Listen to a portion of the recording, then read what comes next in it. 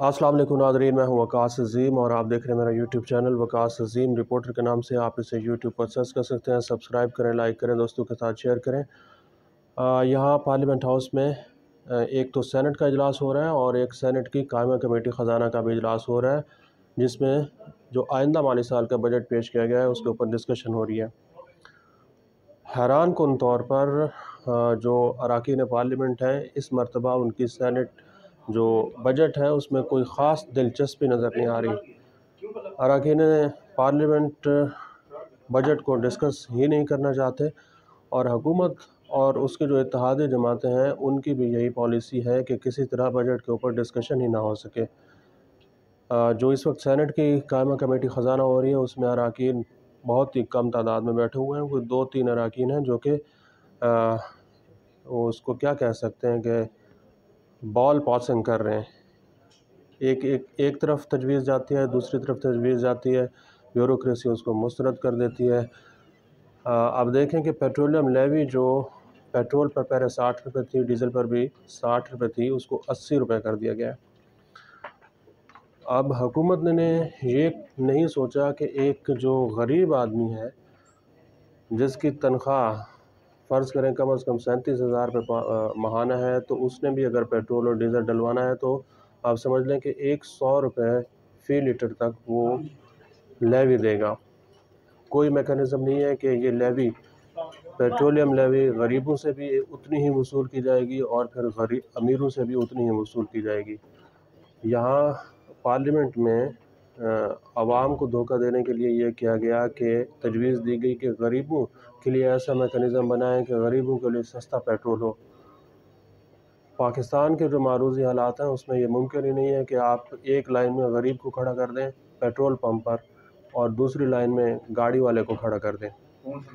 सिर्फ ये तजवीज़ जब शहबाज शरीफ की हुकूमत थी, निगरान हुकूमत से पहले, उसमें आई थी कि आप डेटा पहले इकट्ठा करें, डेटा की बुनियाद पर फिर हम देखेंगे कि गरीबों को सस्ता पेट्रोल देना है या अमीरों से सब्सिडी वापस लेनी है। उसके ऊपर अमल दरामद नहीं हुआ।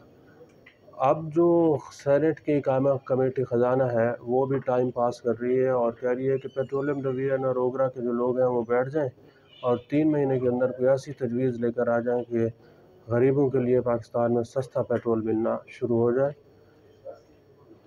ये सिर्फ टाइम पास है। पार्लियामेंट के अंदर गरीब आवाम की बात करने वाला कोई नज़र नहीं आता और जो पाकिस्तान पीपल्स पार्टी और नून लीग के लोग हैं, अरकान हैं, वो भी एक दूसरे के साथ मिले हुए हैं और आवाम की आंखों में धूल झोंक रहे हैं।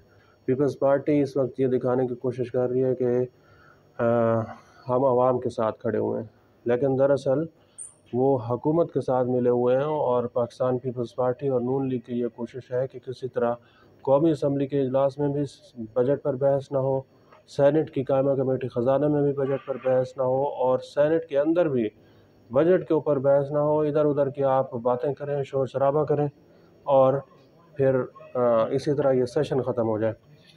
सेशन का जो टाइम है उन्होंने ये भी जानबूझ के बहुत कम रखा है।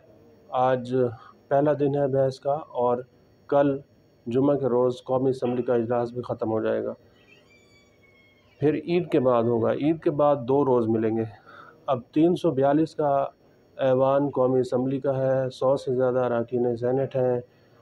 फिर जो कंसल्टेशन है, मुशावरत है, वो सिर्फ 2-3 रोज़ उसके लिए दिए गए हैं। ये मुमकिन ही नहीं है कि पूरा बजट आप इसमें डिस्कस कर सकें और हुकूमत की ये जो पॉलिसी है कि बजट के ऊपर डिस्कस ही ना हो, वो अभी तक कामयाब दिखाई दे रही है। पाकिस्तान पीपल्स पार्टी इसमें हुकूमत का साथ दे रही है। चेयरमैन बिलावल भुट्टो ज़रदारी की ये पॉलिसी है कि वो ये ज़ाहिर करने की कोशिश करें कि वो आवाम के साथ खड़े हुए हैं। दूसरी तरफ उनके जो वालिद मोहतरम हैं प्रेसिडेंट आसिफ अली ज़रदारी, वो हुकूमत को कहते हैं कि कोई बात नहीं, इसको थोड़ा बहुत शोर शराबा करने दो, मैं यहाँ बैठा हूँ, कुछ नहीं होगा। तो ये दोगली एक पॉलिसी है जो कि इस वक्त सारी जमातें लेकर चल रही हैं। सेनेट की कायमा कमेटी ख़जाना को कवर करते हुए कोई हमें 10-12 साल से ज़्यादा का अरसा हो गया है।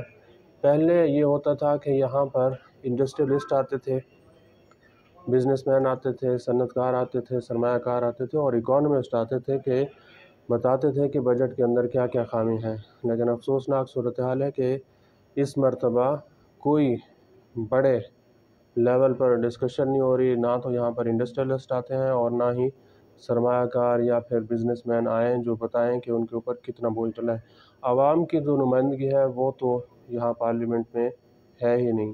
جو اشرافیہ کے لوگ ہیں وہ ایک دوسرے کے ساتھ مل کر ایسا بجٹ بنا رہے ہیں جس میں صرف اور صرف ان کے جو اپنے مفادات ہیں ان کا تحفظ ہوتا ہوا دکھائی دے رہا ہے. اور خزانہ کمیٹی کی جو چیئرمین شپ ہے وہ بھی آپ دیکھ لیں کہ کس طرح نون لیگ اور پھر پیپلز پارٹی نے ملی بھگت کے ذریعے اس کو طے کیا ہے. اگرچہ اس میں پی ٹی آئی جو ہے وہ بھی کسی حد تک اس کو مورد الزام ٹھہرایا جا سکتا ہے، لیکن اور کوئی پی ٹی آئی کے علاوہ یا پی ٹی آئی کے پاس کوئی ایسا آپشن نہیں ہے کہ حکومت کی اس پالیسی کو کاؤنٹر کر سکے. بجٹ میں آنے والے ٹیکسز آپ کے سامنے ہیں. بجٹ میں ٹیکسز کا طوفان آ چکا ہے، سونامی آ چکا ہے. ہر شخص کی جیب کے اوپر ڈاکہ ڈالا گیا ہے. خاص طور پر تنخواہ دار طبقے کے اوپر ٹیکسوں کا بوجھ بڑھایا گیا ہے اور جو عام آدمی ہے اس سے انڈائریکٹ ٹیکسز وصول کیے گئے ہیں. خاص طور پر آپ سوچیں کہ جو پیٹرولیم لیوی ہے وہ اگر 80 روپے ایک عام آدمی بھی دیتا ہے تو پھر اس کے علاوہ اس کے پاس بچتا کیا ہے. بجلی کے بلوں کے اوپر بھی انڈائریکٹ ٹیکسز لگے ہوئے ہیں اور پھر پاکستان کی اکانومی کو چلانے کا، اس کو آگے لے کے جانے کا کوئی واضح پلان نظر نہیں آ رہا. یہ صورتحال ہے پارلیمنٹ کے اندر جہاں پر پارلیمنٹ میں بجٹ پر ڈسکشن ہو رہی ہے.